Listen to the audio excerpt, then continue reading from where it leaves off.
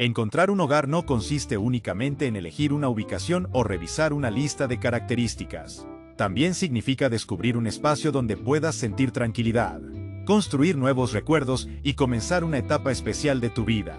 Hoy queremos invitarte a conocer este hermoso apartamento para estrenar, ubicado en el sector de Belmira, al norte de Bogotá. Desde que llegas, encuentras un edificio moderno, organizado y pensado para ofrecerte comodidad. Cuenta con recepción, vigilancia las 24 horas, casillero para correspondencia y espacios comunes donde podrás compartir, trabajar o cuidar de tu bienestar. Porque sentirse en casa también significa saber que cuentas con un entorno seguro y agradable. Al ingresar al apartamento descubrirás un espacio de 49 metros cuadrados aproximadamente, con acabados modernos, pisos en madera laminada y una excelente entrada de luz natural. La sala comedor es amplia y acogedora. Aquí podrás descansar después de un día de trabajo, compartir una cena especial o recibir con cariño a tus familiares y amigos.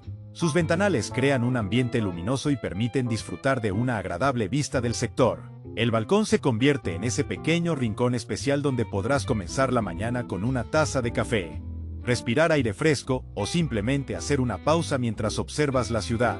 Un espacio sencillo, pero con la capacidad de acompañar muchos momentos importantes. La cocina integral tiene un diseño contemporáneo y funcional. Cuenta con estufa eléctrica, muebles superiores e inferiores y superficies que facilitan la organización. Está integrada con el área social, permitiéndote conversar con tus invitados mientras preparas una comida o disfrutas de una tarde tranquila en casa.